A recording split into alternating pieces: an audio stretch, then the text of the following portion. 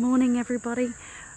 Can you believe it's the 5th of February already? Where seriously has January gone? It just feels like it was only yesterday it was Christmas. Yeah, my first video for the year. So as some of you might know, the last 6 weeks have been pretty huge for me. I lost my dad just before Christmas, so I've given myself permission over the Christmas New Year period to actually start and actually go through the beginnings of the grieving process, because as we all know, gosh, grieving can just take time, to actually go through the 5 stages, and it's not something that anybody can actually do in a set way. You've all got to go through it our own way. And what it's done for me is it's given me the opportunity to actually think about how have I actually gone through the grieving process previously. And I know for me, one way is that I've actually, I love going through photos. Photos have been my thing since as young as I can remember. I remember getting my first camera and taking it into the camera shop and getting the negatives printed, and buying my first photo album and putting them in there. And I remember when my kids left home and I became an empty nester, and going through that process of grieving and going through all the photos. And when my son was diagnosed with a tumour, and I sat down, and he was only 10, I sat down and I just scrapbooked and just went through all his photos. And just, for me, it's just a really beautiful way for me to connect back to my heart space and remember the happy times, the good times, even the sad times, and just let the body experience and grieve and purge out the sadness and the anger and the denial, and just allow the body to actually express, so that you can actually be completely present with whatever's here today. And I guess for me, what that also reminded me of was when I was, I don't know, maybe about 11 or 12 years old, I made a life-changing decision. I decided that from that moment on, I was going to be happy. There was no way I wanted to live the rest of my life the way that I felt that I'd lived the first 11 years of my life. What I know now is that even from an early age of 11, I was an empath. I was feeling everybody's feelings, and at such a young age, that absolutely weighed me down. And I had no idea what was going on. I had no idea what that meant. All I knew that every day was a real struggle for me to actually just get up and live the day. Life just felt so heavy. So here I am at 11 years of age, the Christmas holidays before I was stepping into the first year of high school. And I just decided, that's it, I'm going to be happy herein. Well, of course, what that did was that changed everything. It was in a good way and not in a good way. It helped me get out of my shell. It helped me stop being that wallflower. It helped me make more friends than the friends that I had. I had a very small group of friends, and really the beautiful thing is, actually, even to this day, they're still my closest friends. But it really did help me come out of my shell. But what it also did was that it gave me a false sense of security. It had me live life for the next 25 years, not really understanding that actually happiness is not a state of being. And it wasn't until I was about 35 that I realized this. And then I'm going, well, actually, what is that natural state of being that allows me to be happy even when I'm not? Because I remember when I was going through the empty nesting phase, and my sister said to me, she goes, "Jo, I can see the absolute sadness in your eyes." But she said the deeper she looked into my eyes, she could see that foundationally I was actually really happy.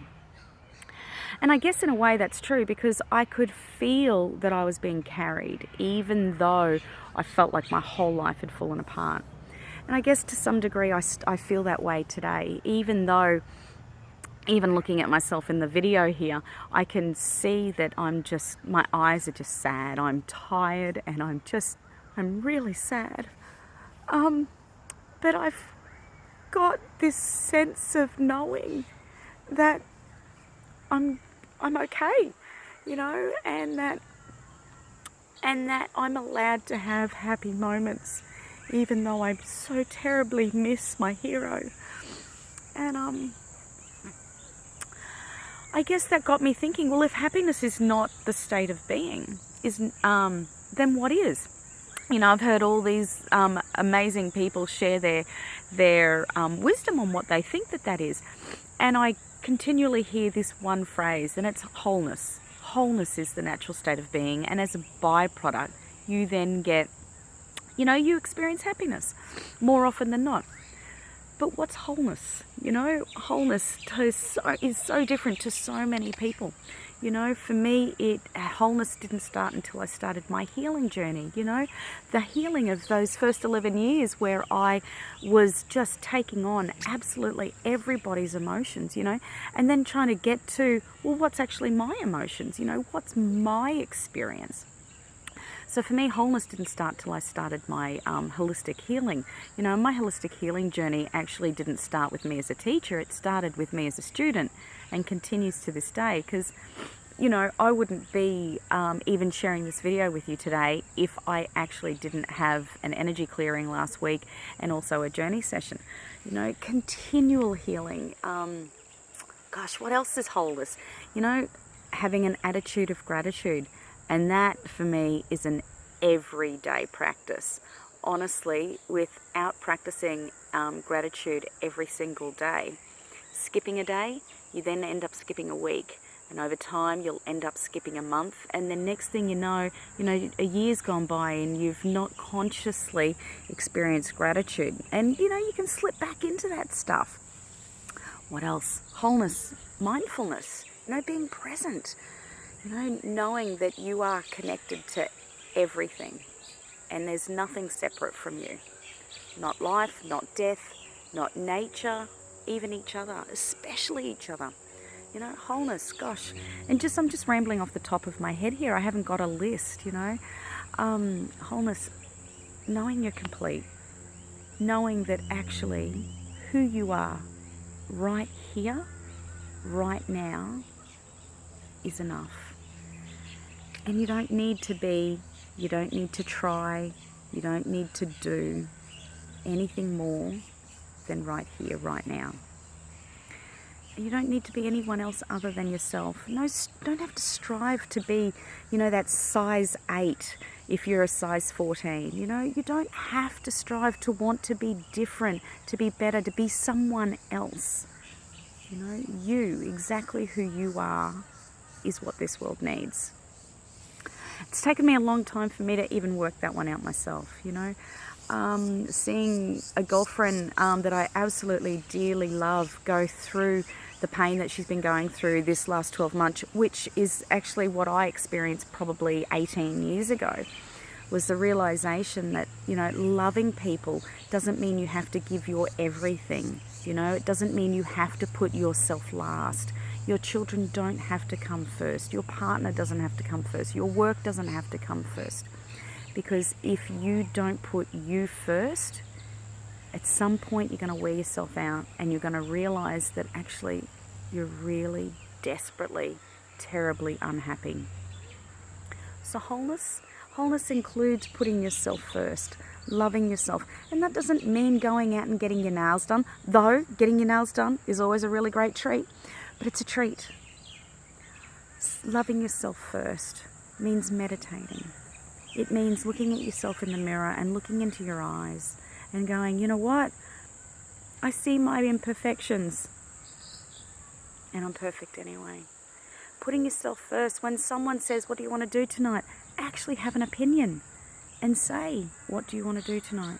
And sometimes the genuine answer to that is, I actually don't mind. What do you want to do? But then sometimes the genuine answer is, this is what I would like to do. Putting yourself back in the picture.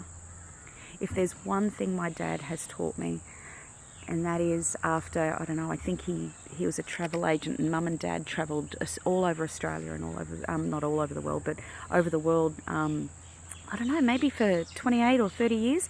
And my dad's catchphrase on his advertising was, put yourself in the picture. You know, why didn't I listen to him at 18? So here I am at 47, and, you know, it's on his passing that really I get what that really truly means. So today, I hope that you put yourself back in the picture. And if you've got yourself in the picture, keep going. All right, love you all and hope you have a beautiful day. Bye.